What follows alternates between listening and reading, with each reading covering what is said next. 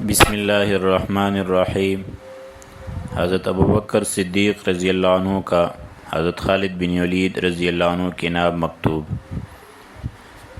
خط کا مضمون یہ ہے: بسم اللہ الرحمن الرحیم، از طرف عبداللہ عتیق بن ابی قحافہ بجانب خالد بن ولید رضی اللہ عنہ۔ السلام علیکم۔ میں اس خدا کی تعریف کرتا ہوں جس کے سوا کوئی معبود نہیں، اور ان کے نبی صلی اللہ علیہ وسلم پر درود بھیجتا ہوں۔ میں تمہیں مسلمانوں کے لشکر پر سپہ سالار مقرر کر کے رومیوں سے جنگ کا حکم دیتا ہوں۔ تم اللہ عز و جل کی مرضی ڈھونڈنے اور خدا کے دشمنوں کے قتل کرنے میں جلدی کرو، اور جن لوگوں نے خداوند تعالیٰ کے راستہ میں دل کھول کر جہاد کیا ہے تم بھی ان میں شامل ہو جاؤ۔ اس کے بعد یہ آیت لکھی: یا ایھا الذین آمنوا هل ادلکم علی تجارۃ تنجیکم من عذاب علیم۔ اے ایمان والو، کیا میں تمہیں ایسی تجارت بتلاؤں جو تمہیں سخت عذاب سے نجات دے دے؟ میں تمہیں ابو عبیدہ نیز اس کی فوج پر حاکم مقرر کرتا ہوں۔ السلام علیکم۔ یہ حکم نامہ نجب بن مفرح القطانی کو دے کر روانہ کیا۔ وہ اپنے اونٹنی پر سوار ہو کر عراق کی طرف چلے۔ قریب ہی تھا کہ حضرت خالد قادسیہ کو فتح کر لے۔ جب انہیں یہ حکم نامہ ملا، آپ نے پڑھ کر کہا: اطاعت و فرمانبرداری اللہ عز و جل اور خلیفہ رسول اللہ صلی اللہ علیہ وسلم ہی کی ضروری ہے۔ آپ نے قادسیہ سے رات ہی کو عین التمر کے راستہ سے کوچ کر دیا۔ ابو عبیدہ کو ان کی معزولی اور اپنے شام آنے کی اطلاع دی اور لکھا: حضرت ابوبکر صدیق رضی اللہ عنہ نے مجھے افواج اسلام پر سردار مقرر فرمایا ہے۔ جب تک میں آپ کے پاس نہ پہنچ جاؤں اس وقت تک آپ اپنی جگہ سے حرکت نہ کریں۔ السلام علیکم۔ عامر بن طفیل دوسی کو، جو افواج اسلام میں ایک بہادر سپاہی تھے، یہ خط دے کر روانہ کیا۔ یہ خط لے کر شام کی طرف چلے۔ حضرت خالد بن ولید جس وقت عرض سماوا میں پہنچے تو فرمایا: لوگوں، اس ملک کا سفر بغیر سیراب کنندہ چیزوں اور بدو زیادہ فانی کے نہ کرنا چاہیے، کیونکہ اس جگہ فانی کی قلت ہے اور ہمارے ساتھ لشکر ہے۔ آپ لوگ مشورہ دیں کہ کیا کرنا چاہیے۔ رافع بن وصیر طائی نے کہا: اے امیر، اگر آپ میرے مشورہ پر عمل کریں تو بہت بہتر ہے۔ آپ نے فرمایا: خدا تعالیٰ تمہیں ہدایت بخشے، جو تمہاری رائے میں آیا ہے کرو۔ انہوں نے 30 اونٹوں کو 7 روز پیاسا رکھ کر پانی پلایا، ان کے منہ باندھ دیے، اونٹوں پر سوار ہوئے، گھوڑوں کو خالی ساتھ لیا اور چل دیے۔ جس جگہ پڑاؤ کرتے تھے ان میں سے 10 اونٹ ذبح کر لیتے تھے۔ ان کا پیٹ چاک کر کے جو پانی نکلتا مشکیزوں میں بھر لیتے تھے۔ جس وقت ٹھنڈا ہو جاتا گھوڑوں کو پلا دیتے اور خود گوشت کھا لیتے تھے۔ ہر ایک پڑاؤ میں اس طرح کیا، آخر اونٹ ختم ہو گئے اور 2 منزلیں بغیر پانی کی قطع کی۔ حضرت خالد اور ان کا لشکر پانی نہ ملنے کی وجہ سے سخت بے تاب ہوا۔ قریب تھا کہ ہلاکت تک نوبت پہنچ جائے۔ حضرت خالد رضی اللہ عنہ نے رافع بن وصیر سے فرمایا: رافع، تمام لشکر جا بلب ہے، کیا تمہیں کوئی ایسی جگہ جہاں پانی دستیاب ہو سکے معلوم ہے؟ رافع اشوب چشم میں مبتلا تھے۔ انہوں نے کہا: اے امیر، جس وقت قراقر اور سوا کے مقام میں ہم پہنچ جائے تو آپ مجھے اطلاع دیں۔ لوگوں نے چلنے میں سرعت سے کام لیا، حتیٰ کہ اکثر سپاہی قراقر اور سوا کے مقام پر پہنچ گئے اور بعضی پیچھے رہ گئے۔ رافع کو اس جگہ کی اطلاع دی گئی۔ یہ بہت خوش ہوئے۔ آپ اپنے عمامہ کا پلا آنکھ کے اوپر سے اٹھا کر اپنی سواری کو لیے دائیں بائیں پھرنے لگے۔ لوگ آپ کے چاروں طرف حلقہ کے آپ کے ساتھ ساتھ تھے، یہاں تک کہ ایک جال کے درخت کے پاس پہنچے۔ آپ نے زور سے تکبیر کہی۔ آپ کے ساتھ مسلمانوں نے بھی اللہ اکبر کا نعرہ لگایا۔ پھر آپ نے کہا: یہ جگہ کھودو۔ اہل عرب نے کودنا شروع کیا۔ دفعتاً دریا کی طرح پانی کا ایک چشمہ بہنے لگا۔ لشکر نے اسی جگہ پڑاؤ کر دیا اور خداوند تعالیٰ کا شکریہ ادا کیا۔ حضرت رافع کے ممنون ہوئے پانی خود بھی پیا۔ اونٹوں کو پھیلایا، مشکیزوں میں پانی بھر کر جو لشکری پیچھے رہ گئے تھے ان کے لیے اونٹوں پر لاد کر لے چلے۔ پانی پی کر ان لوگوں کے دم میں دم آیا اور وہ بھی لشکر میں آ ملے، یا کچھ دیر آرام کر کے لشکر تیزی کے ساتھ چلا، حتیٰ کہ ارکے کے مقام میں ایک روز کا راستہ باقی رہ گیا تھا۔ ایک ایسی جگہ پر پہنچے جہاں سرراہ ایک سرائے بنی ہوئی تھی، وہاں چند بکریاں اور اونٹ بھی موجود تھے۔ مسلمان اس غرض سے کہ دشمن کا کچھ حال یا اپنی قوم کی خیریت معلوم ہو چرواہے کی تلاش میں ہوئے۔ دیکھا تو شراب پی رہا ہے اور ایک طرف ایک عربی شخص ہتھکڑیاں پہنے ہوئے بیٹھا ہے۔ غور سے دیکھنے پر معلوم ہوا کہ حضرت عامر بن طفیل ہے۔ حضرت خالد رضی اللہ عنہ کو اس واقعہ کی جلدی سے خبر دی گئی۔ آپ فوراً گھوڑے لے کر پویا کر کے پہنچے۔ حضرت عامر بن طفیل کو دیکھ کر آپ نے تبسم کیا اور فرمایا، ابن طفیل تم یہاں کس طرح قید ہو گئے؟ انہوں نے جواب دیا، اے امیر، میں ان سرائی والوں کے پاس اس غرض سے آیا تھا کہ مجھے پیاس اور گرمی بہت زیادہ معلوم ہو رہی تھی۔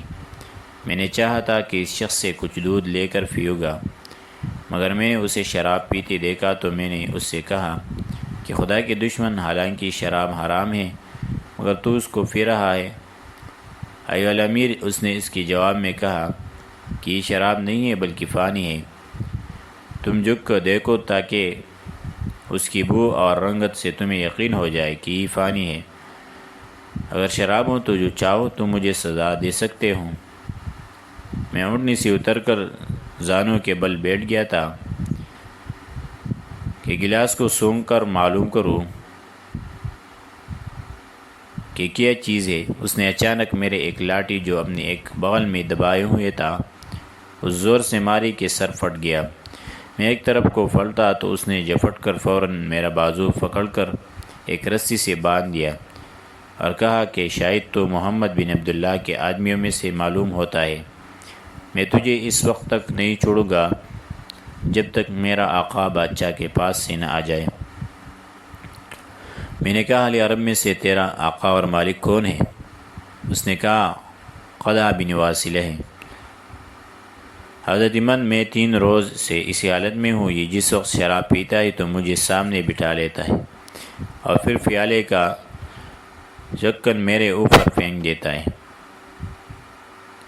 حضرت خالد رضی اللہ عنہ نے جس وقت عامر بن طفیل سے یہ قصہ سنا تو آپ کو بہت زیادہ غصہ آیا اور اس کے سر پر زور سے تلوار کا ہاتھ مارا کہ وہ بے ہوش ہو کر گر اور مر گیا۔ مسلمانوں نے اونٹ اور بکریوں کو تاراج کر دیا، سرائے کے بنیادیں کھود ڈالے اور آپ کو قید سے چھڑا لیا۔ حضرت خالد رضی اللہ عنہ نے ان سے دریافت کیا کہ میرا وہ خط کہاں ہے؟ انہوں نے جواب دیا کہ میرے عمامہ کے ایک پیچ میں ہے، اب تک اس کی کسی کو خبر نہیں ہوئی۔ آپ نے فرمایا، اسے لے کر حضرت ابو عبیدہ اور ان کے لشکر کے پاس فوراً چلے جاؤ اور ہوشیاری سے رہو۔ یہ سن کر حضرت عامر سوار ہو کر شام کی طرف روانہ ہو گئے۔ واقعی کہتے ہیں کہ حضرت خالد رضی اللہ عنہ نے اپنے لشکر کو کوچ کا حکم فرمایا۔ ارکے ایسا مقام تھا کہ جو عراق کے آنے والے مسافر کے واسطے خطرناک جگہ تھی۔ مملکت روم قافلوں سے ٹیکس وصول کرتی تھی۔ بادشاہ کی طرف سے یہاں ایک حاکم رہتا تھا۔ جس وقت حضرت خالد رضی اللہ عنہ کی فوج یہاں آئی تو آپ نے لوٹ مار کا حکم دیا اور اطراف مضافات میں جو ملا لوٹ لیا گیا۔ باشندگان ارکا قلعہ میں بند ہو گئے۔ یہاں حکمائے روم میں سے ایک حکیم رہتا تھا جس نے علاوہ دیگر علوم کے فن ملحمہ بھی حاصل کیا تھا۔ جس وقت اس نے مسلمانوں کے لشکر کو دیکھا رنگ فوق ہو گیا اور کہا، اپنے دین کی قسم، وقت آ گیا ہے۔ ارکے والوں نے پوچھا، کیسا وقت؟ اس نے جواب دیا کہ میں نے علم ملحمہ میں اس قوم کا ذکر پڑھا ہے۔ اس میں لکھا ہے کہ عراق کی طرف سے جو سب سے اول یہاں علم آئے گا وہ فتح اور نصرت کا عالم ہوگا۔ رومیوں کی ہلاکت اور بربادی کا زمانہ قریب ہوگا۔ اس لشکر کو تم غور سے دیکھو، اگر اس کا نشان سیاہ، سپہ سالار، چوڑا چکلا، دراز قد، لحیم و شہیم اور شان کشادہ قوی ہیں کل چہرہ پر کسی قدر چچک کے داغ اور گندم گو ہوں، تو شام کی جنگ کے لیے ان کا وہی سردار ہے اور اس کے ہاتھ سے شام فتح ہوگا۔ انہوں نے مسلمانوں کی فوج کی طرف دیکھا تو جیسا کہ حکیم شمعان نے ان سے بیان کیا تھا، حضرت خالد رضی اللہ عنہ کے ہاتھ میں وہی نشان تھا۔ یہ لوگ اپنے اس حاکم کے پاس گئے اور کہا، آپ کو معلوم ہے کہ حکیم شمعان بغیر حکمت کے کوئی بات نہیں کہتے۔ ہم سے جو کچھ انہوں نے بیان کیا تھا ہم نے من وعن اپنی آنکھ سے دیکھ لیا۔ ہماری رائے ہے کہ اہل عرب سے ہم صلح کر لیں اور اس طرح اپنے آپ، مال، اولاد اور گھر بار کو مامون بنا لیں۔ اس نے کہا، کل صبح تک آپ حضرات مجھے مہلت دے تاکہ میں کوئی صحیح رائے قائم کر سکوں۔ یہ اشخاص اپنے اپنے گھر واپس چلے گئے اور حاکم وقت تمام مرات اس پر غور و فکر کرتا رہا۔ چونکہ وہ مدبر اور عقلمند شخص تھا، اس نے اپنے دل میں نشیب و فراز اور موقع کی اہمیت پر نظر کر کے یہ سوچا کہ اگر میں رعایا کے خلاف کروں تو ممکن ہے کہ مجھے پکڑ کر اہل عرب کے حوالے کر دے۔ یہ مجھے حتمی طریقہ سے معلوم ہو چکا ہے کہ جنرل لوبیس فلسطین میں عرب کے بہت توڑی فوج سے شکست کھا چکا ہے اور اس وجہ سے رومیوں کے دل میں اہل عرب کا رعب و داب چھا گیا ہے جو ان کے دلوں سے کبھی دور نہیں ہو سکتا۔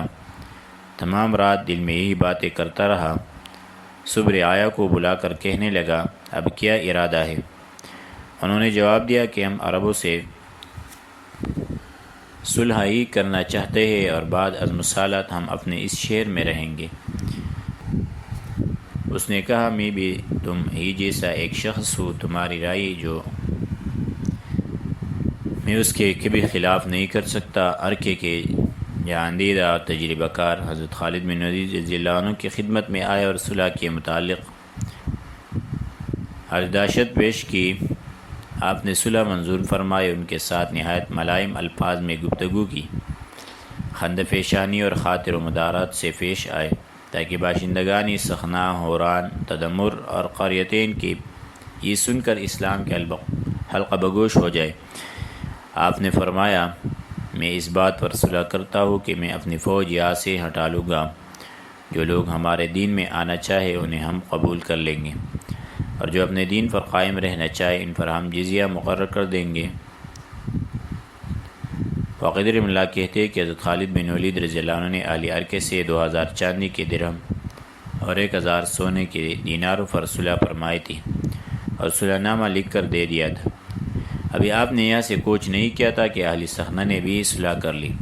اس وقت اس کی تدمر والوں کو خبر ہوئی تو وہاں کے حاکم گرگنامی نے تمام رعایا کو جمع کر کے یہ کہا کہ مجھے اس بات کی اطلاع پہنچی کہ اہل عرب نے عرقے اور سخنہ کو صلح کے ذریعہ مسخر کر لیا ہے۔ نیز میں نے اپنے ہی آدمیوں سے سنا ہے کہ اہل عرب نہایت صلح جو عادل اور نیک طبیعت کے آدمی ہیں، فتنہ و فساد کے خواہان نہیں۔ ہمارا قلعہ اگرچہ بہت زیادہ محفوظ ہے، کسی شخص کی مجال نہیں کہ اندر گھس سکے، مگر ہمیں خوف ہے کہ ہمارے باغات اور زراعت کو نقصان پہنچ جائے۔ اس لیے بہتر یہ ہے کہ ہم بھی ان کے ساتھ صلح کر لیں۔ اگر ہماری قوم نے ان کو فتح کر لیا تو ہم صلح فسخہ کر دیں گے، اور اگر اہل عرب فتح یاب ہو گئے تو ہم ان کی طرف سے مامون رہے گے۔ رعایا کے آدمی یہ سن کر بے حد خوش ہوئے اور انہوں نے اس خوشی میں ایک ضیافت کا سامان کیا۔ حضرت خالد رضی اللہ عنہ بھی اتنے میں یہاں پہنچ گئے۔ اہل تدمر ان کی خدمت و مدارات میں کھڑے ہو گئے۔ آپ نے ان کا شکریہ ادا کیا اور 3 اوقیہ سونے اور چاندی پر صلح کر کے صلح نامہ پر دستخط کر دیے۔ مصالحت اہل سخنہ و تدمر مع حضرت خالد۔ اس کے بعد ان سے دادراہ چار خریدا کر کے ہوران کی طرف کوچ کر دیا۔ واقعی رحمہ اللہ فرماتے ہیں کہ عامر بن طفیل حضرت خالد بن ولید رضی اللہ عنہ کا خط لے کر جناب حضرت ابو عبیدہ بن جراح رضی اللہ عنہ کی خدمت میں پہنچے۔ انشاءاللہ آگے درس میں ذکر کریں گے۔